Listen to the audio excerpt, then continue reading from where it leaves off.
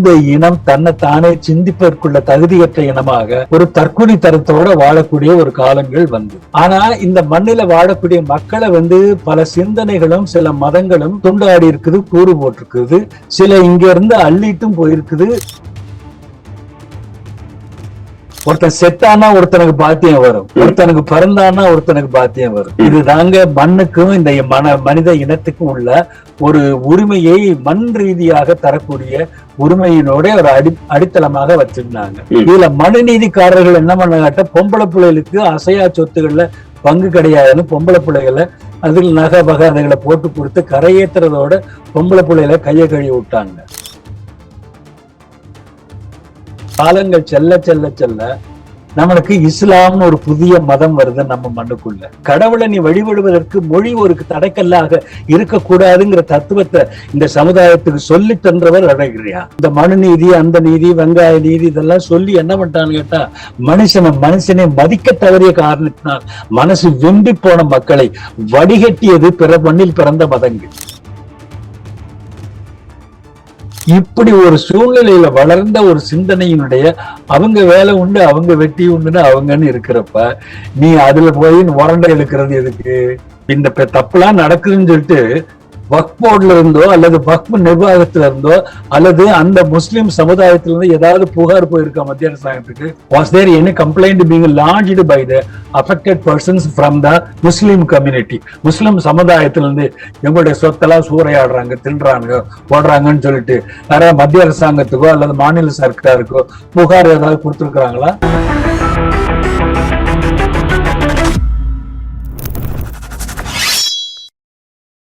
வணக்கம். வக்ஃப் amendment bill 2025 ஒரு சட்டமாக மாறி மிகப்பெரிய பிரளயத்தை இந்தியா முழுவதும் கிளப்பியுள்ளது. வக்ஃப் கையில் இருக்கக்கூடிய சொத்துக்கள் பறிக்கப்பட போகிறது என்கிற பல்வேறு சந்தேகங்கள், பல்வேறு கேள்விகளும் வெளிவரத்தொடங்கும். இந்தியா முழுவதும் நீங்க பார்த்தீர்கள்னா இஸ்லாமியர்கள் தன்னுடைய உரிமைகளுக்காக போராடியும் வருகிறார்கள். மன்னருக்கான பிரச்சனை மட்டும்தானா, அல்ல இந்த சட்டத்தை கொண்டு வந்து இஸ்லாமியர்களை முடக்கக்கூடிய வேலையை அரசாங்கம் பார்க்க தொடங்கிவிட்டதா என்கிற இந்த கேள்வி. இந்த ஒட்டுமொத்த விஷயத்தை புரிந்து கொள்வதற்காக இஸ்லாமிய மதத்திற்கும் இந்தியாவிற்கும் இருக்கக்கூடிய அந்த கனெக்ஷன் என்ன, வெளிநாட்டிலிருந்து வந்த நபர்கள், இந்தியாவை கொள்ளையடிக்க வந்த நபர்கள் எப்படி இந்தியாவுடைய நபர்களாகவே மாறிவிட்டார்கள், இந்தியாவிற்கு சொந்தமான ஒரு மிக முக்கியமான மதமாக மாறிவிட்டது என்கிற இந்த கேள்வியுடன் இந்த சீரீஸை நாங்கள் தொடங்குவோம். முதல் கேள்வி, இஸ்லாமிய மதத்திற்கும் இந்தியாவிற்கும் இருக்கக்கூடிய அந்த கனெக்ஷன். அடுத்த பார்ட் டூவில் வக்ஃப் வாரியத்தை பற்றி நாங்கள் பேச இருக்கிறோம்.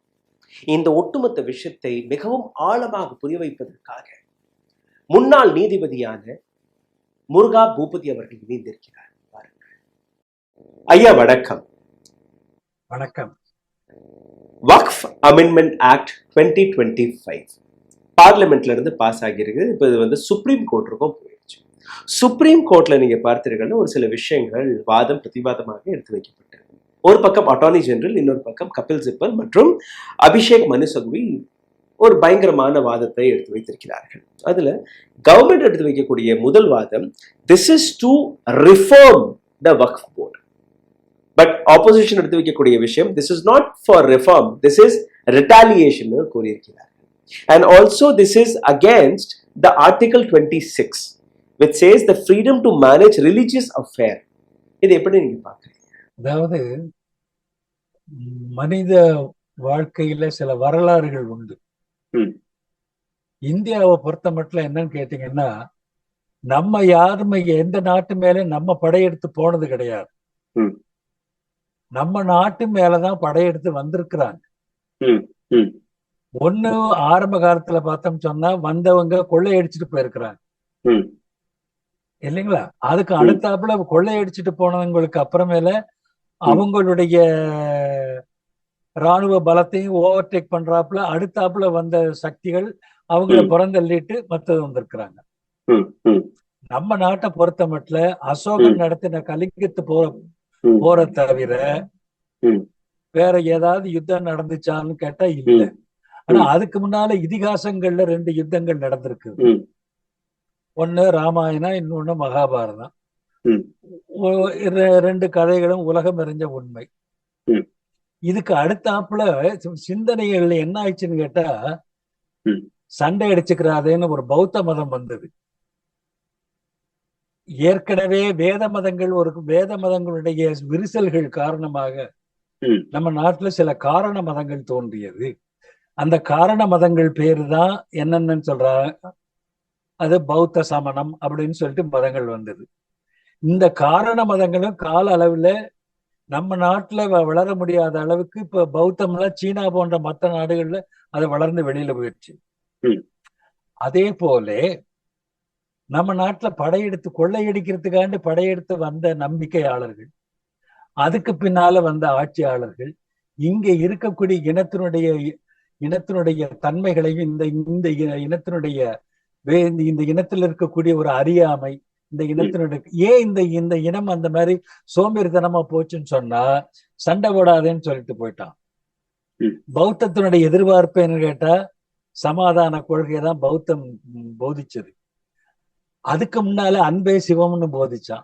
அன்பே சிவம்னு போதிச்சது அது போதாதுன்னு போட்டு, அதுக்கு அப்புறமேல உண்மையை அல்லது ஒழுக்கங்களை நல்ல ஒழுக்கத்தோட இருக்கணுங்கிறத அந்த தத்துவங்கள், இதெல்லாம் போய் என்ன ஆச்சுன்னு கேட்டீங்கன்னா, இந்த இனம் தன்னை தானே சிந்திப்பதற்குள்ள தகுதியற்ற இனமாக ஒரு தற்கொலை தரத்தோட வாழக்கூடிய ஒரு காலங்கள் வந்தது. இதெல்லாம் ஒரு புறம் இருந்தாலும் இப்ப அந்த மண்ணு அப்படியே இருக்குது. இந்த மண்ணு அப்படியே இருக்குது. ஆனா இந்த மண்ணில வாழக்கூடிய மக்களை பல சிந்தனைகளும் சில மதங்களும் துண்டாடி இருக்குது, கூறு போட்டிருக்குது. சில இங்க இருந்து அள்ளிட்டும் போயிருக்குது, இங்க இருந்து எல்லாம் பண்ணிட்டு போயிருக்கிறாங்க. இந்த மாதிரி சூழ்நிலையில ஒரு மண்ணுக்கு ஒரு பாத்தியம் கொண்டாடுறதுங்கிறதுக்கு மூணு தான். ஒண்ணு லா ஆஃப் பிரிஸ்கிரிப்ஷன் சொல்லுவாங்க. I have prescribed the title over the document over the land. இன்னொன்னு by way of purchase, sale deed. இன்னொன்னு பை வே ஆஃப் பர்த். ஒருத்தன் செத்தானா ஒருத்தனுக்கு பாத்தியம் வரும், ஒருத்தனுக்கு பிறந்தானா ஒருத்தனுக்கு பாத்தியம் வரும். இது தாங்க மண்ணுக்கும் இந்த மனித இனத்துக்கும் உள்ள ஒரு உரிமையை மண் ரீதியாக தரக்கூடிய உரிமையினோட ஒரு அடித்தளமாக வச்சிருந்தாங்க. இதுல மனுநீதிக்காரர்கள் என்ன பண்ணாட்ட, பொம்பளை பிள்ளைகளுக்கு அசையா சொத்துக்கள்ல பங்கு கிடையாதுன்னு பொம்பளை பிள்ளைகளை அதில் நகை வகை அதுகளை போட்டு கொடுத்து கரையேற்றுறதோட பொம்பளை பிள்ளைகளை கையை கழுவி விட்டாங்க. இதுக்கெல்லாம் காலங்கள் செல்ல செல்ல செல்ல நம்மளுக்கு இஸ்லாம்னு ஒரு புதிய மதம் வருது நம்ம மண்ணுக்குள்ள. இந்த இஸ்லாம்ங்கிற மதம் இருக்குது, அது முகமது த ப்ராஃபட் அவர்களால அறிமுகப்படுத்தப்பட்ட மதம். அது மதம்ங்கிற வார்த்தை இருக்குது. மதம்ங்கிறது ஒரு சமஸ்கிருத சொல். அதுக்கு தமிழ்ல என்ன அர்த்தம்? மதம் என்ற சொல்லுக்கு மகிழ்ச்சி என்று பொருள். தானே உணர்ந்து தானே மகிழ்ந்து தானே அறிந்து அருளூரி தாய்போல் பறிந்து தேனோடு கலந்து தானே தழைந்து சிவமாகினா. சிவத்தை கொண்டு எங்கே வச்சுட்டு போயிட்டாங்க நம்ம ஆளுன்னு கேட்டா, முதல்ல நீ உன்னை உணர்ந்துக்கடா. உணர்ந்ததுக்கு அப்புறமேல உனக்கு மகிழ்ச்சி பிறக்கும். மகிழ்ச்சி பிறந்ததுக்கு அப்புறமேல அருள் பிறக்கும். அருள் பிறந்ததுக்கு அப்புறமேல உனக்கு இந்த இறையாண்மை தெரியுங்கிற இந்த தத்துவத்திலேயே தான் இந்த இனத்தை நம்ம மக்கள் வாழ்ந்து போயிருக்கிறாங்க. வெளியில இருந்து வந்த மக்கள் சிந்தனைகள் ஒரே ஏகப்பட்ட சிந்தனைகளா இருந்தாலும் அங்கே மொழி ஒரு வரப்பாக மாறுகின்றது. எந்த மொழி? இப்ப சுரா அதிபர் மாலையனுடைய மாலாகி சலாமிடும் சுவாமி மலை வாழ் தம்பிரானேங்கிறார். இந்த சலாம்ங்கிற வார்த்தைய 15ஆம் நூற்றாண்டுல திருப்புகழ் பாடிய அருணகிரி பெருமான் தாம் பாடிய திருப்புகள்ல சுரா அதிபர் மாலையனுடைய மாலாகி சலாமிடும் சுவாமிமலை வாழ் தம்பிரானே, சுவாமிமலையில் இருக்கக்கூடிய முருகனுக்கு சலாம் வைக்கிறாரு நம்ம ஒரு திருப்புகழ் பாடின அருணகிரி பெருமாள். அது மட்டும் இல்ல, அவருடைய ஆன்ம இலக்கியங்களை சோதிச்சு பார்த்தோம்னு சொன்னா நிறைய இடங்கள்ல அரபு சொற்களை கையாளார். சபாஷ், முருகனுடைய நடனம் இருக்குதே, அது சபாஷுங்கிற ஒரு அரபு வார்த்தையை போடுறாரு. இன்னொன்னு சொல்லியர் மெல்லியர் காம கலவி கல்லை உண்டு முண்டு அயர்கிலும் வேல்மரவியல் முது கூலித்துறல் டுண்டு டுண்டு டுண்டு கொண்டாடி ஆட வெஞ்சூர் கொன்ற ராவுத்தனேங்கிறாரு முருகனை. முருகனை ராவுத்தனேன்னு சொன்ன முதல் தமிழன் நம்ம திருவண்ணாமலையில பிறந்த அருணகிரியார். எந்த அளவுக்கு நம்ம சமுதாயம் அதாவது கடவுளை நீ வழிபடுவதற்கு மொழி ஒரு தடைக்கல்லாக இருக்கக்கூடாதுங்கிற தத்துவத்தை இந்த சமுதாயத்துக்கு சொல்லி தந்தவர் அருணகிரியார்.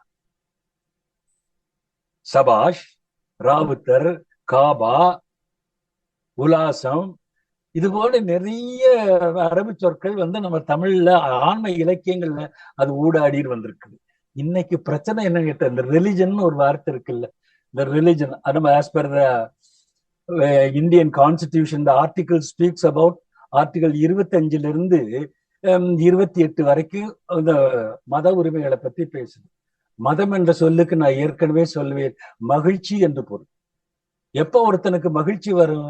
தன்னை அறிய தனக்கு ஒரு கேடில்லை, தன்னை அறியாமல் தானே கெடுகிறான், தன்னை அறியும் அறிவை இறந்த பின்னர் தன்னை அர்ச்சிக்க தான் இருந்தானே என்பது போல, தன்னை அறியக்கூடிய அறிவு நான் யாருங்கிறத உணர்ந்துட்டானாலே அந்த தானே யாருங்கிற அறியும் பொழுது அதுக்கு உள்ள இருக்கக்கூடிய அந்த இறையாண்மை தத்துவத்தை உணரக்கூடிய ஒரு தன்மையும் தகுதியும் தரக்கூடிய ஒரு வேலையை செய்வதுதான். அப்படி செய்ததனுடைய விளைவாக ஏற்படக்கூடிய மகிழ்ச்சி இருக்குள், இதைத்தான் ஆனந்தம்ங்கிறாங்க. பரமானந்தம், சுகானந்தம், ஆனந்தம். ஆனந்தம்ங்கிற வார்த்தை என்னன்னு கேட்டா, என்ன உணர்ந்துகிட்டேன்னு சொல்லி என்ன புரிஞ்சுக்கிட்டேங்கிறதுனுடைய அடையாளம். அது வேலையை செய்யறது தான் மதம். இப்போ படையெடுத்து வந்தவங்களுடைய நம்பிக்கை, தெய்வ நம்பிக்கை, அவங்களுடைய நம்பிக்கை. அவங்க படையெடுத்து வந்தவங்க படையெடுத்து கொள்ளையடிச்சுட்டு போனதோடு மட்டும் இல்லாமல் இங்க இருக்கக்கூடிய மக்களையும் இங்க இருக்கக்கூடிய மக்களையும் அவர்கள் தயார் பண்ணினார்கள் என்று சொல்லுவதை விட, இங்கே இருந்த மக்கள், இந்திய மண்ணில் பிறந்த மக்கள், அந்த வந்த சிந்தனை, இருந்த சிந்தனையை விட ஏற்கனவே வேத ரீதியாக ஆரிய ரீதியாக சொல்லப்பட்ட ஏன்னா அந்த ஆரியத்தினுடைய இந்த மனு நீதி, அந்த நீதி, வெங்காய நீதி இதெல்லாம் சொல்லி என்ன பண்ணிட்டான்னு கேட்டா, மனுஷனை மதிக்க தவறிய காரணத்தினால் மனசு வெம்பி போன மக்களை வடிகட்டியது பிற மண்ணில் பிறந்த மதங்கள். அத முதல் வேலையை செஞ்சது, லேட்டா வந்தாலும் லேட்டஸ்டா வருவேன்னு சொல்லக்கூடிய இஸ்லாம் இருக்குது. அதை இந்த மண்ணினுடைய நீரோட்டத்தை, இந்த மக்களுடைய எதிர்பார்ப்பையும் தெரிஞ்சு ஏற்கனவே நடந்த விபத்துகள் இருந்து இந்த சமுதாயத்தை வடிகட்டி எடுத்தது இஸ்லாம். நீங்க மாஸ்க்கு போனீங்கன்னு சொன்னா அங்க ஒண்ணுமே இருக்காது, வெற்றிடம் தான் இருக்கும். போயிருக்கீங்களா ஐயா? மாஸ்க் போயிருக்கேன். மாஸ்க்ல போனா அங்க எந்த வடிவங்கள் இருக்காது, எந்த இது இருக்காது. அந்த மேற்கு திசையை பார்த்து அந்த மக்கள் தொழுவாங்க. அப்போ இறைவனை பத்தி நீ புரியுன்னு சொன்னா, ஒரு அறிவால அறிய முடியாத ஒரு ஆற்றலை நீ அறிவால அறிந்ததாக பேசுவது பேத்தல் என்ற காரணத்தினால் இந்த பரவெளியில் ஒளிகாணம் வர அருணகிரியார். அது அந்த பரவெளியில் ஒளிகாண இப்ப தோன்றிய மதங்கள்லயே ரொம்ப லேட்டஸ்ட் பின்னால வந்தது, வடிகட்டி எடுத்தது போல வந்த மதம் இஸ்லாம். இதை ப்ராபகேட் பண்ணவர் ஒரு சாதாரண மகன், முகமது த ப்ராஃபட் இருக்கிறாங்களே, அவங்கதான் இதை மனித இனத்துக்கு சொந்தப்படுத்தினாங்க. அவங்க நாட்டிலேயே அதை ஒழுங்குபடுத்தும் பொழுது ஏகப்பட்ட சிவலிங்கங்கள், ஏகப்பட்ட விக்கிர வழிபாடுகள் எல்லாம் எராடிகேட் பண்ணிட்டு தான் அது பண்றாரு. இன்னைக்கு மாஸ்குக்குள்ள உள்ள போனீங்கன்னா அங்க உள்ள கிடக்கிறது ஒரே ஒரு கல்லு தான் அங்க கிடக்கு. இரண்டாவது, சிவபெருமான் எடுத்த பல அவதாரங்கள்லயே சரபேஸ்வரர் அவதாரம்னு ஒரு அவதாரம். சரபம்ங்கிற வார்த்தைக்கு தமிழ்ல என்ன அர்த்தம்? சரபம்ங்கிறது நரசிம்மத்தை கொத்தி தூக்கிட்டு போனது சரபமா. நரசிம்ம அவதாரத்துல இருந்து இவனுக்காக பிரகலாதனுக்காண்டி வந்தாருல நரசிம்ம பெருமாள். அந்த நரசிம்ம பெருமாள் தன்னை மறந்து அட்டகாசம் பண்றப்ப அவரை கொத்தி தூக்கிட்டு போற பொழுது நரசிங்க பெருமாளுக்கு இருமேனியன்னு பேரு, சிவபெருமானுக்கு திருமேனியன்னு பேரா. திருமேனி அவருக்கு இது திரி, இது இரு. அந்த திருமேனின்னு சொன்னா சிவபெருமான் சரபேஸ்வரராக வரும்பொழுது பறக்கும் சிங்கமாகவும் மிருகமாகவும் மனிதனாகவும் 3 வடிவங்களோடு சிவபெருமான் நரசிங்கத்தை கொத்தி தூக்கிட்டு போய் வச்சு குடலை எடுத்த இடம் தான் இன்றைய கெய்ரோ. இன்னைக்கு பிரமிட்ஸ் இருக்குது இல்லையா? இன்னைக்கு பிரமிட்ஸ் பாக்குறவங்க உலக அது எப்ப தோன்றினது, எப்படி கட்டினா, ஏது கட்டினான்னு தெரியாத அந்த பிரமிட் இருக்கு இல்லையா? அந்த கெய்ரோல இருக்கக்கூடிய ஸ்பிங்ஸ்ங்கிறோம்ல நம்ம ஆங்கிலத்துல, ஸ்பிங்ஸ் இருக்குதா இல்லையா? நம்ம இன்னைக்கு போய் பாக்குறோமா? அதை பறக்கும் சிங்கங்க படுத்து கிடக்குது இல்ல? இது நம்மளை பொறுத்த மட்டும் சிவபெருமானுடைய பல அவதாரங்கள் அது ஒன்று. ஆகவே எதை எப்படி எடுத்துக்கிட்டாலும் அந்தந்த நேரங்கள்ல அந்தந்த தேவைகளுக்கு ஏற்ப இறையருள் வடிவங்களை மேற்கொள்வதுங்கிற ஒரு நம்பிக்கையோடு வாழ்ந்து வந்த சமுதாயத்தில் இந்த வடிவங்களை நம்ம கற்பித்தோம் என்றால் அது தகராறு வரும் என்பதனால அதை வடிகட்டி எடுத்த மதம் இஸ்லாம். இத அதனாலதான் அதுக்கு பள்ளின்னு பேர் இருக்கு. அவங்களுக்கு தொழுகை தலத்துக்கு என்ன பேரு? பள்ளிவாசல். பள்ளின்னு பேரு. பள்ளி என்ற சொல்லுக்கு நம்ம குழந்தைகளை கொண்டே சேர்க்கிறோம். பச்சை மண்ணை கொண்டே ஸ்கூல்ல சேர்க்கிறோம். அப்ப சேர்க்கிறப்ப என்ன, ஐயா பச்சை மண்ணை அதை பாத்துக்கோ அப்படின்னு சொல்றோம். அந்த பச்சை மண்ணு ஸ்கூல்ல போய் சேர்க்கிறப்ப அதை பார்த்து பேசுறாங்க. அந்த பச்சை மண்ணுங்கிறப்ப அதை நம்ம போயிட்டு எல்கேஜி யூகேஜில அந்த குழந்தைய சேர்க்கிறப்ப அதுக்கு ஒண்ணுமே தெரியாம சேர்க்கிறோம். ஆனா SSLC அதுன்னு படிச்சுட்டு வெளியில வரப்ப அந்த பள்ளிக்கூடத்துல இருக்கிறப்ப அந்த தன்னை உணர்ந்த அறிவோடு அந்த ஜீவன் வரும் பொழுது அந்த பள்ளி என்ற சொல்லுக்கு ஒளி பெறக்கூடியது என்று பொருள். பள்ளி என்ற சொல்லுக்கு பள்ளிவாசல். ஏன்னா அந்த ஒளி என்ன ஒளின்னு கேட்டால் உன்னை யாருன்னு அறிவித்த அறிவோடு அங்க இருக்கக்கூடிய ஆசிரியர் பெருமக்கள் உலகாயுத ரீதியான கல்விகளை சொல்லிக் கொடுத்தாலும் சிலபஸ் பிரகாரம் சொல்லிக் கொடுத்தாலும் அதே நேரத்தில் அந்த மாணவர்களை தன்னை யார் என்று உணர்த்தி அனுப்பக்கூடிய இடம் என்ற காரணத்தினால், அருவி என்ற ஒளியை ஏற்றக்கூடிய இடம் என்ற சொல் காரணத்தினால் பள்ளி என்ற சொல்லுக்கு அருவி என்ற ஒளி பெறக்கூடிய இடம் என்று பொருள். அதேபோல் இந்த பள்ளிவாசலுக்கு கேட்டா தன்னை யார் என்று தொழுகை தலங்கள் மூலியமாக தன்னை யார் என்று அனுபவித்து அறியக்கூடிய பெறக்கூடிய தலம் என்ற காரணத்தாக அதுக்கு பள்ளிவாசல் பேர் வச்சாங்க. இப்ப சரியா நான் சொல்றது? ஆக வந்த சிந்தனைகள் எந்த சிந்தனைகள் பிற மொழிகளில் பேசப்பட்ட சிந்தனைகளாக இருந்தாலும் நோக்கம் ஒண்ணுதாங்கிறத நம்ம நம்ம சமுதாயம் ஏற்றுக்கொண்டது. ஏற்கனவே இந்த நாட்டில் வாழ்ந்த தவறுகளை பின்னால வந்த இந்த நாட்டில் இந்த பொருள்களை கொள்ளையடிக்கும் நோக்கத்தோடு வந்திருந்தாலும் அதே நேரத்தில் கொள்ளையடிக்கவனை விட ஏற்கனவே இங்க இருந்தவனை விட கொள்ளையடித்தவனுடைய தத்துவங்கள் நம்மளுக்கு மிகவும் உதவியாக இருக்கிற என்ற காரணத்தினால் இங்க ஏற்கனவே வாழ்ந்தவர்கள் செய்த தவறுகளை வடிகட்டி டிஸ்டில் பண்றான்னு சொல்றோம் இல்லையா? டிஸ்டில் முதல்ல இந்திய வரலாற்றிலேயே ஒரு வெளியிலிருந்து வந்த பிற மொழி பேசக்கூடிய ஒரு சித்தாந்தம் வடிகட்டி எடுத்ததுதான் இஸ்லாம். இதை இந்த மக்கள் ஏத்துக்கிட்டாங்க. இதுக்கு அப்புறமேல இதை ஓவர்டேக் பண்ணி விஞ்ஞானத்தினுடைய மனிதனுடைய கண்டுபிடிப்புகள்ல அந்த கிறிஸ்தவம் பேசக்கூடிய மக்கள் இருக்கக்கூடிய அறிஞர்கள் அங்கு பெருமக்கள் அதிகமா இருக்கிறதுனால அவங்க உலகம் பூரா தன்னுடைய ஆளுகை கொண்டு வந்தது ஒரு காலம். இன்னைக்கு பாருங்க, ஒரு காலத்துல பெட்ரோல் இங்க இருக்குது, அது ஒரு லிக்விட் கோல்டுங்கிற அருமை தெரியாம வாழ்ந்த மக்கள், ஒட்டகத்தினுடைய பாலை குடிச்ச மக்கள் இன்னைக்கு உலகத்தினுடைய பொருளாதாரத்தினுடைய தலைவிதியை நிர்ணயம் பண்ணக்கூடிய மக்களாக வந்திருக்கிறார்கள் என்று சொன்னால் இறைவனுடைய அருளும் மனிதனுடைய அறிவும் ஒன்று சேர்ந்து அவர்கள் வளர்த்தெடுத்தது. இது உலகத்தினுடைய மற்ற பகுதிகள் நடந்திருந்தாலும் நம்ம நாட்டை பொறுத்த மட்டும் இந்த சித்தாந்தங்கள் அவங்கள பாத்தீங்கன்னா நம்ம முக்கியமா நம்ம ஒரு ஈனமாகறதுக்கு எது காரணம் கேட்டா தனி மனித ஒழுக்கத்தினுடைய இழிவுகள். அப்ப இருக்கக்கூடிய ஆன்ம இலக்கியங்களை படிச்சுன்னு சொன்னா உமனைசர்ஸ் தான் அதை கான்சன்ட்ரேட் பண்ணி இப்படி பொறுக்கியா தெரியாதுன்னு சொல்லியிருக்கிறாங்க. அதுல இருந்து வடிகட்டி எடுத்தாங்க. அதுல இருந்து இஸ்லாத்துல ஒரு கன்வீனியன்ஸ் என்னன்னு கேட்டா முஸ்லீம் கேன் மேரி 4 women. அப்படி என்னன்னு கேட்டா தனி மனித ஒழுக்கத்துல விரிசல் வராது. அவங்களுக்கு ஒரு அந்தஸ்து கொடுத்து அவங்களுக்கு ஒரு மரியாதையை கொடுத்து வாழக்கூடியது இது தனி மனித உறவை பொறுத்த மட்டும். இப்ப இருக்கக்கூடியது மண்ணை பொறுத்த மட்டும் பிரச்சனை. இந்த மண்ணை பொறுத்த மட்டும் ஏன்னு கேட்டா முகமது லா ஆஃப் சக்சஷனை படிச்சுன்னு சொன்னா அது ஒரு பெரிய ஒரு கன்ஃபியூஷனுங்க. ஏன்னு கேட்டா ஒருத்தனுக்கு ஒருத்தின்னு இருக்கிறப்பவே பல பிரச்சனைகள் வருது.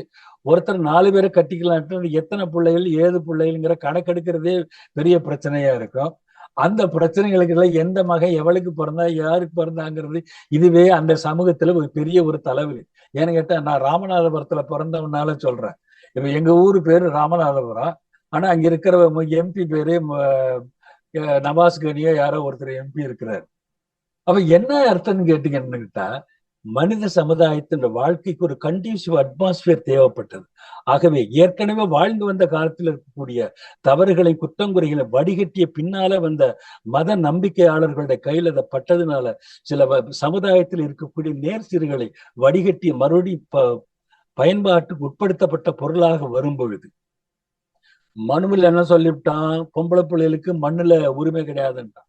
ஆனா முதல்ல பொம்பளை பிள்ளைகளுக்கு ஒரு பங்காவது கொடுடான்னு சொன்னது இந்த இஸ்லாம். சரியா? இதெல்லாம் போக சில அந்த இறைவன் இந்த தனக்கு கிடைக்கக்கூடிய ஆஸ்தி பூஸ்திகள் வசதிகள் இது எல்லாம் இது தன்னால கிடைச்சது இல்லை, தனக்கு மேல ஒருவனடா அவன் நாளும் தெரிந்த தலைவனடாங்கிற அந்த அல்லாஹ் என்ன சொல்றாங்க பார்த்தீங்களா? அது இறைவனோட அருளால் நம்மளுக்கு கிடைத்ததுங்கிற ஒரு நம்பிக்கை இருக்கக்கூடிய நம்பிக்கையாளர்கள் என்ன பண்றாங்கன்னு கேட்டா, இது நமக்கு சில பேரு மனம் வந்து ஒரு நன்றியினுடைய அடையாளமாக தனக்கு கிடைச்ச அந்த மண்ணு மனைகளை அதை பொதுப்படுத்தினாங்க. அந்த காலத்துல பாத்தீங்கன்னா வில்லேஜ் கர்ணம்னு ஒருத்தர் இருப்பான், தெரியுமா உங்களுக்கு? வில்லேஜ்ல அவருக்கு பேர் என்ன, கர்ணம்னு பேரு. அந்த கர்ணத்துக்கு தான் தெரியும் அந்த மண்ணோட வரலாறு. எந்த மண்ணு எவன்கிட்ட இருக்குது, யார்கிட்ட இருக்குது, எவன் பண்றான், ஏது பண்றான், இது எத்தனை மகை, அவனுக்கு எத்தனை பொண்டாட்டி, எத்தனை புள்ள, இது யாருக்கு எது, இந்த அந்த மண்ணோட கிளாசிபிகேஷன், நஞ்சத்திரம் புஞ்சமா, அது நத்தமா, நத்தம் புறம்போக்கா, இது அது ரெசிடென்சியல் ஏரியாவா, நான் ரெசிடென்சியலா, இது மந்த வெளியா, போக்குவரத்து, அந்த மண்ணை பத்தின கிளாசிபிகேஷன் அத்தனையும் வச்சிருந்தது யாரு? வில்லேஜ் கர்ணம் வச்சிருந்தான். சரிங்களா? இந்த வில்லேஜ் கர்ணம்ங்கிற வார்த்தை இருக்குல்ல, கேள்விப்பட்டிருக்கிறீங்க? வில்லேஜ் முன்சிப், வில்லேஜ் கர்ணம். இந்த சிஸ்டத்தை எம்ஜிஆர் வந்து அதை எலிமினேட் பண்ணார். அதை எலிமினேட் பண்ணி அது ஒரு கவர்மெண்ட் அதை வாரிசு ரீதியா வந்ததை அதை அப்பாயின்மெண்ட் ரீதியா கொண்டு வந்தவர் எம்ஜி ராமச்சந்திரன் அவர்கள். வில்லேஜ் கர்ணம்னு ஒருத்தர் இருக்கிறான், வில்லேஜ் முன்சிப்னு ஒருத்தர் இருக்கிறான். இதெல்லாம் அரபு சொற்கள். இந்த கர்ணம்ங்கிற வார்த்தை சமஸ்கிருத வார்த்தை, முன்சிப்ங்கிறது அரபு வார்த்தை. அதுக்கான தமிழ் வார்த்தையா? அதுக்கு கர்ணம்ங்கிற வார்த்தைக்கு தமிழ் என்ன கேட்டா பதிவேடு. இப்ப எல்லாம் எந்த டிபார்ட்மெண்ட் போனாலும் துறை ரீதியாக ஒவ்வொரு டிபார்ட்மெண்ட்டையும் ஒரு ரெஜிஸ்டர்ஸ் இருக்கும் இல்லைங்களா? ஒவ்வொரு செக்ஷனுக்கு இந்த ரெஜிஸ்டர் மெயின்டைன் பண்ணணுவாங்க. இந்த பதிவேடுகள் பிறப்பதற்கு முன்னதாக தன்னுடைய காதையே பதிவேடாக வைத்திருந்து அந்த பதிவேடுகள் ஓரலாவே சொல்லிட்டு வந்தனால அவன் சொல்றதுதான் வேதம். யாரு? வில்லேஜ். அதான் அந்த காலத்துல கிராமத்துல சொல்லுவாங்க, கணக்கண பகச்சினா காணியை இழந்துருவிடான்னுவாங்க. ஆக அந்த கர்ணம் இருக்கிறானு அவன் எவ்வளவு பெரிய ஜில்லா கலெக்டரா இருக்கட்டும், யாரா இருக்கட்டும், என்ன இருந்தாலும் அந்த வருவாய்த்துறை இந்த உட்கட்டமில்ல கிராஸ் ரூட் லெவல்ல இருக்கக்கூடிய வில்லேஜ் கர்ணம் இருக்கிறான அந்த கர்ணம் என்ற வார்த்தைக்கு தன்னுடைய காதையே பதிவேடாக வைத்து வாழ்ந்த அலுவலர்னு பேர். இப்ப கர்ணபூஷணம், கர்ணன், கும்பகர்ணன் அப்படின்னு சொல்றோம், கர்ண பரம்பரைன்னு சொல்றோமா இல்லையா? அந்த கர்ணம் என்ற வார்த்தைக்கு தன்னுடைய காதையே பதிவேடாக வைத்திருந்த அலுவலர் என்று பொருள். ஆக ஒரு மண்ணோட தளபதியை நீ கண்டுபிடிக்கணும்னு சொன்னா அந்த மண்ணு ஏற்கனவே உரிமைங்கிற ஒரு ஆம்பிட் பிறக்கிறதுக்குனால மண்ணு சுதந்திரமா கிடந்த மண்ணு, அது பிறப்பு ரீதியாக அல்லது அவனுடைய 3 சொன்ன பார்த்தீங்களா, ஒண்ணு பிறந்தா பாத்தியம் பிறக்கும், இறந்தா பாத்தியம் பிறக்கும், கிரையம் வாங்கினா பாத்தியம் பிறக்கும், இல்லைன்ட்டு அனுபவ ரீதியாக பாத்தியம் பிறக்கும். இந்த சூழ்நிலையில நம்ம இந்திய வரலாற்றினுடைய பின்னணியும் சிந்திச்சோம்னு சொன்னா, ஈஸ்ட் இந்தியா கம்பெனிக்கார எங்க சேதுபதிட்ட வந்து வரி கட்டபொம்மன்ட்ட போய் கேட்கறான், வரி கட்டுறான்னு சொல்லி. உனக்கு எதுக்குடா வரி கட்டணும்னு தகராறு வருது. வந்த இடத்துல என்ன சொல்ல, டே ஆர்காட்டு நவாப்பு என்கிட்ட வித்துட்டான்டாங்கிறான் ஈஸ்ட் இந்தியா கம்பெனிக்கார. எதை வித்துட்டான்? தமிழ்நாடே வித்துட்டான்டா. யாரு வித்தது? Arcot Nawab sold away. Arcot Nawab was having understanding with Hyderabad Nizam. இந்த சதர்ன் இந்தியாவை பூரா ஹைதராபாத் நிசாம்ல இருந்து இங்க இருக்கக்கூடிய அந்த இன்ஃப்ராஸ்ட்ரக்சர்ல அவங்க வாழ்ந்து வந்திருக்கிறாங்க. ஆக ஒரு காலத்துல என்னாச்சுன்னு கேட்டீங்கன்னா, ஆனா நம்ம 18 ஜாதி இத சைலண்ட் ஸ்பெக்டேட்டர்ஸ் மாதிரி பார்த்துட்டு இருந்திருக்கிறாங்க. இந்த அரசியல் அப்ப அரசியல் வந்து இந்த மைட் குதிரைகள் தான் அந்த காலத்துல அவருடைய திறமைகளை நிர்ணயம் பண்ற காலம். அதுக்கப்புறம் பீரங்கி வந்து நிர்ணயம் பண்ற காலம். இப்படி ஒவ்வொரு system and way of administration மாற மாற மாற மாற சிந்தனைகள் மாறும். இப்ப இந்த இஸ்லாத்தை பொறுத்த மட்டும் அவங்க கான்செப்ட் என்ன கேட்ட வெற்றிடம். மத்த இவங்களாவது இவங்கள்ட்ட சிலுவை இருக்கும். நம்ம ஹிந்துஸ்ல சொல்லவே வேணாம். எத்தனையோ இது வந்து தெய்வங்கள் 25 விதமான சிவ முகூர்த்தங்கள் சொல்றாங்க. அந்தந்த தேவைகளுக்கு ஏற்ப வடிவங்களை சொல்றாங்க, கற்பனைகளை சொல்றாங்க. இந்த இந்த கான்செப்ட் ஒரு இருந்தாலும் அவங்கள பொறுத்த மட்டும் வெற்றிடம். அந்த வெற்றிடம்ங்கிறது என்ன கேட்டா, பரவெளியில் ஒளிகாணம் பெற அருணகிரியார். இந்த ஜீவன் இருக்கிற ஜீவன் சிவச்சொரூபமென தேறி நீ என்பதற்கு நான் என்பதற்கு என் உனோடு கலந்த உயிர் என்பதற்கு வெளிஞான பரபிரம்ம ஒளி மீதே மகிழானந்த சித்தியோட நாளுங்கழிக்க வர வேணும். எங்கிருந்து வந்தோம்ங்கிறது நம்மளுக்கு தெரியல, எங்க போய் சேர போறோம்ங்கிறது தெரியல. அதனாலதான் இஸ்லாத்துல ஒரு அருமையான சிந்தனையை அவங்க அட்வொகேட் பண்றதுடைய காரணம் கேட்டா, அவங்களுடைய பள்ளிவாசல்ல அவங்களுடைய தொழுகை தலத்துல ஒரு வெற்றிடத்தை தான் வச்சிருக்கிறாங்களே தவிர, அந்த வெற்றிடத்துக்கு பின்னாலே நீ புரிந்தவன் புரிந்து கொள். ஏன்னு கேட்டா, உனக்கு கமெண்ட்ஸ்மெண்ட்டும் தெரியல, கன்க்ளூஷனும் தெரியல, இதுக்கு நீ என்ன தெரிஞ்சதாக நீ வாழ்ந்துட்டு போறேங்கிறது தெரியாததுனால எல்லாத்துக்கும் மேல ஒரு நிர்வாகம், அதாவது ஒன்று பரம்பரைன்னு சொல்றோம் இல்லையா, ஒன்றே குலம், இதுவாது ஜெண்டர் வைஸ் பண்றான். அவங்க அதை கூட பண்றது இல்லை. அல்லாங்கிற ஒரு சொல்லோட வாழ்ந்து வரும் பொழுது, அப்ப சாதாரண மனித நிலைக்கு வரும் பொழுது அவங்களுக்குள்ள என்ன ஒரு பிரச்சனை கேட்டா, 4 சம்சாரம் சட்ட ரீதியா கட்டிக்கலாம். அப்புறம் போற இடத்துல நின்ன இடத்துல அந்தந்த இடத்துல முட்டா மேரேஜ்னு ஒண்ணு சொல்றாங்க. இப்படி பல இடங்கள்ல பலவிதமான மேரேஜ் சிஸ்டம்ஸ்ல அவங்க இருக்கும் பொழுது, ஆனா ஒண்ணுக்கு என்ன சொல்லிட்டா, ஷரியத்துன்ட்டு ஒரு சட்டத்தை நிர்வகிக்கிறாங்க, ஷரியத்துலாம். அவங்களுக்குள்ள இப்ப எப்படி நம்ம வைஷ்ணவர்கள் சைவர்கள் 2ஆ பிரிஞ்சோமோ, அதே போல ஷியா முஸ்லிம்ஸ் சன்னி முஸ்லிம்ஸ்ன்னு 2 பேர் பிறக்கிறாங்க.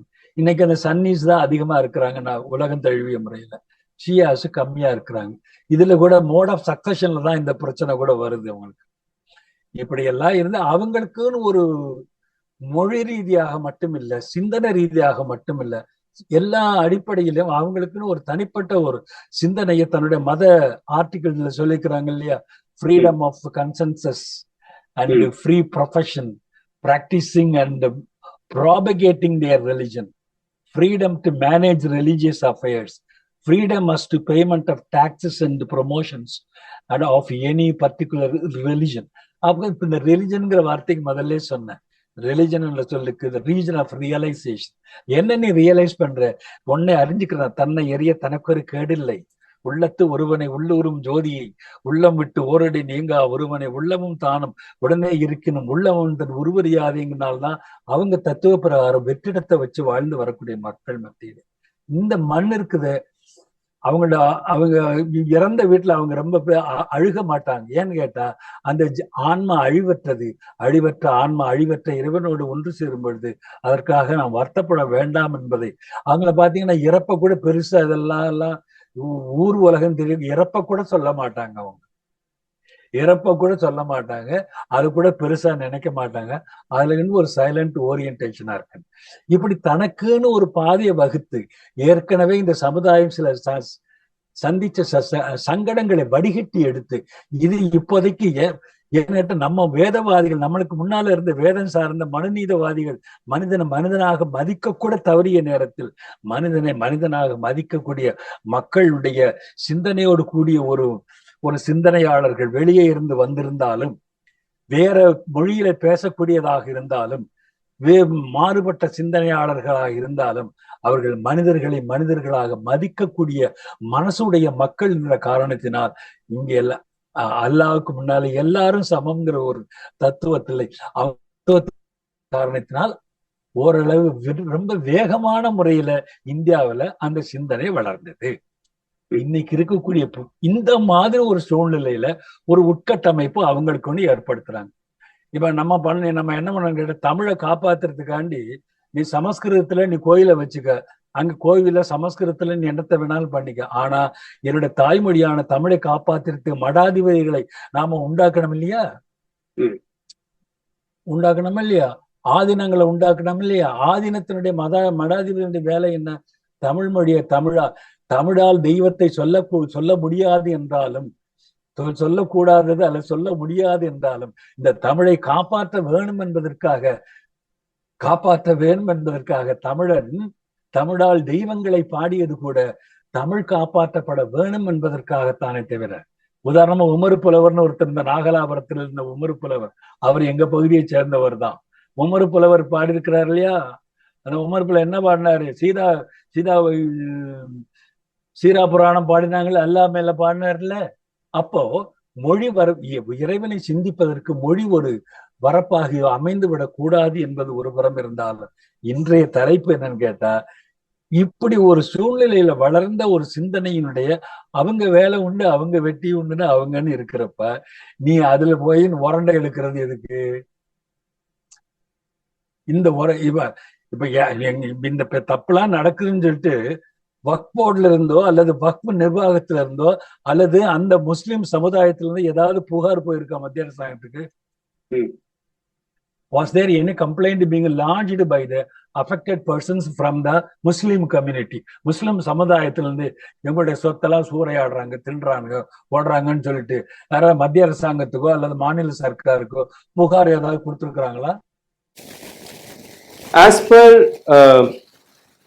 As per Kiran Rijiju, Parliamentary Affairs Minister, கிட்டத்தட்ட 97,02,000 மனுக்கள் மத்திய அரசாங்கத்திற்கு வந்ததாகவும், அதுல பல ஸ்காலர்ஸ், பல ரிலீஜியஸ் பிராக்டிஷனர்ஸ் இவர்கள் எல்லாம் கலந்து ஆலோசித்து தான் இந்த வக்ஃப் அமெண்ட்மெண்ட் பில்லை நாங்க கொண்டுட்டு வந்தோம்னு கூறியிருக்கிறார். நான் கேட்கிற கேள்வி அது இல்ல ஐயா. Was there any complaint being lodged by the particular sector? There is no அதாவது இப்போ ஒரு கிறிஸ்தவ சமுதாயத்திலிருந்து ஒரு ஃபாதர் ஒரு புகார் சொல்றாரு, எங்க கிறிஸ்தவ சொத்துக்கள் எல்லாம் நீங்க கொள்ளையடிக்கிறீங்க, அதெல்லாம் நேஷனலைஸ் பண்றீங்க அப்படின்னு சொல்றாரு. இல்ல ஆதீன சொத்துக்களை நம்ம ஹிந்து ரிலிஜியஸ் என்டோமெண்ட் போர்டுல ஆதீன சொத்துக்களை கொள்ளையடிக்கிறாங்க அப்படின்னு ஏதாவது புகார்கள் வந்திருக்குதா? இந்த சொத்தை இந்த குடிஞ்சிட்டு நீ அதுல அரசியல் தான் பேசுறியே தவிர இந்த ஹிந்து அறநிலையத்துறை அது வேற வேர்ட் ஆஃப் கன்ஃபியூஷன். புரியுதா ஐயா? இந்த ஹிந்து அறநிலையத்துறைங்கிறது யாரு சொன்னது? என்னைக்கு வேத ரீதியாக இறைவனை கற்பிக்க வந்துட்டானோ அன்னைக்கே விவகாரம் வரும், தகராறு வரும். வேதம் வேத ரீதியாக வேதங்கள் ரீதியாக சொன்னா அவன் லாங்குவேஜில் அவன் சொல்லுவான். சமஸ்கிருதத்துல ரிக்யஜுர் சாம அதர்வனம் நீ சொல்ற, இவங்க அரபு மொழியில அவங்க சொல்றாங்க, குரானை சொல்றாங்க, இவங்க ஹிப்ரு மொழியில பைபிளை சொல்றாங்க. இதுக்கு இடையில இப்ப மிடில் ஈஸ்ட்ல இப்ப அடிச்சுக்கிட்டு நாடுறதுன்னு நல்லா நம்மளுக்கு தெரியுது. நீங்க காசா ஒரு உதாரணம் பத்தான் இன்னைக்கு நூல் மதவாதிகள் சண்டை அடிச்சுக்கிறது நம்ம கண்கூட பாக்குறோமே. இப்ப என்னுடைய இந்த இஷ்யூல present இஷ்யூல was there any complaint lodged by any Muslim community or any Muslim oriented personalities? இது மாதிரி நடக்குது, இதுல மத்திய அரசாங்கத்தோட உதவி வேணும், நீ வந்து பாக்கணும், எங்களை வந்து இது எங்க மண்ணை காப்பாத்துங்கன்னு யாராவது புகார் கொடுத்தாங்களா? கொடுத்திருக்கிறாங்களா? இல்ல. அப்ப இல்லாதது நீங்க அதாவது ஒரு ஜனநாயகம்னு ஒண்ணு இருக்குது இல்லைங்கய்யா. நெட்டையோ குட்டை எனக்குள்ள நடக்கிறது. இது இங்க இப்ப இருக்கிறதுலயே இந்த சமுதாயத்துல மத்தவங்களுக்கு அவங்க தொல்லை இல்லாம இருக்கும் பொழுது ஏதோ ஒரு காரணத்துக்காக அவங்களுக்கு நீ தொல்லை கொடுத்தேன்னு சொன்னா அது என்ன அர்த்தம்? வைத்த வலிக்குன்னு சொன்னா தானே டாக்டர்கிட்ட போறோம். இந்த ஜனநாயகத்துல அந்த மக்களை அந்த மக்கள் எந்த மக்களுக்காக நீ நல்லது பண்ணணும்னு நினைக்கிறியோ, எந்த மக்களுக்கு, அதைத்தான் முதல்ல சொன்னேன். மண்ணுக்கு பாத்தியம் பேசுறது 3 மெத்தட் தாங்க. ஒன்னு law of prescription or purchase sale deed or by birth. இதற்கு மேலும் இந்த விஷயத்தை பற்றி இனிமையாக எளிமையாக புரிய வைக்க முடியும் என்றால் கிடையாது. எனக்கு புரிந்த அளவில் இந்த விளக்கத்தை விட சிறந்த விளக்கம் நான் கேட்கவில்லை, படிக்கவில்லை. அடுத்த பகுதி பார்ட் 2, இதில் வக்ஃப் வாரியத்தை பற்றின பல்வேறு லா அண்ட் ஆர்டர் முறைப்படியில் சட்ட சிக்கல்களை நாம அலசி பார்க்க போகிறோம். அடுத்த பாகத்தை நிச்சயமாக பாருங்கள். இந்த பதிவை பகிருங்கள். நன்றி, வணக்கம். ஊடகம் கார்ப்பரேட் அரசியல்வாதிகளின் கைப்பாவையாக அடிமைகளாக இருந்தது போதும், இனி சாட்டை எடுத்து சுழற்றும் நேரம் வந்துவிட்டது. ஊடகம் பொதுமக்களாகிய உங்களுக்காக உங்களாலேயே இயக்கப்பட வேண்டும்.